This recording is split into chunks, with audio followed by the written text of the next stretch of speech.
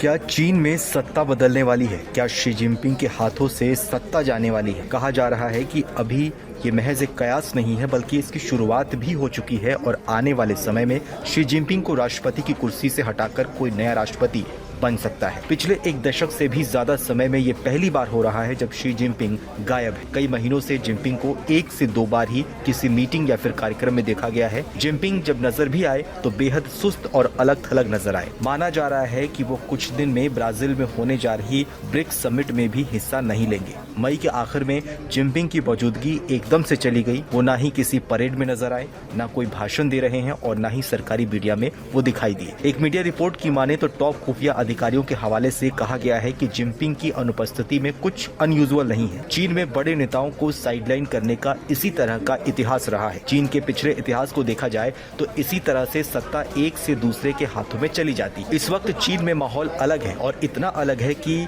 इस वक्त communist party के रीअलाइनमेंट की भी चर्चा होने लगी है। करीब 2 हफ्ते तक गायब रहने के बाद जिनपिंग बिल्कुल कम समय के लिए बेलारूस के राष्ट्रपति के साथ दिखाई दिए, लेकिन दोनों देशों के राष्ट्राध्यक्षों की मुलाकात आमतौर पर होने वाली मुलाकातों से बेहद छोटी रही। बेलारूस के मीडिया ने खुद इस बात को माना है कि मीटिंग के दौरान जिनपिंग बेहद थके और अनइंटरेस्टेड से नजर आए। खुद चीन की मीडिया में कुछ समय पहले उनका टाइटल गायब कर दिया था और सीधे नाम से उनका संबोधन किया। हालांकि थोड़ी देर बाद इसे ठीक भी किया गया, लेकिन कहा जा रहा है कि इसके पीछे भी वजह थी। अब सवाल है कि क्या जिनपिंग को अचानक राष्ट्रपति पद से हटाया जा सकता है और नए राष्ट्रपति का चुनाव किया जा सकता है? इसको लेकर चीन में क्या नियम है? चीन में वैसे भी जनता की राष्ट्रपति के चुनाव में सीधी भागीदारी नहीं होती है। सत्ताधारी कम्युनिस्ट पार्टी की कांग्रेस ये तय करती है कि पार्टी को कौन लीड करेगा। जो भी पार्टी चलाता है उसी के हाथ में देश की कमान चली जाती है। इस प्रोसेस में जनता का सीधा कोई हाथ नहीं रहता, लेकिन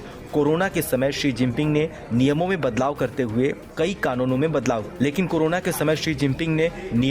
करते हुए ऐसे कानून बना दिए थे कि वो जब तक चाहे सत्ता में बने रह सकते हैं। मौजूदा परिस्थितियों को देखा जाए तो तगड़े अनुमान है कि सत्ता भले ही शी जिनपिंग के हाथों में हो, लेकिन फैसले लेने की ताकत कहीं और जा रही है। इसमें एक नाम सेंट्रल मिलिट्री कमीशन के फर्स्ट वाइस चेयरमैन का नाम भी सामने आ रहा है। माना जा रहा है कि वो और उनके समर्थक जिनपिंग से कुछ कम सख्त हैं। इससे पहले जिनपिंग पर आरोप लगे थे कि वो अपनी सोच को स्कूलों कॉलेजों की किताबों में शामिल कर रहे हैं ताकि बच्चों में भी वही आइडियोलॉजी डाली जा सके।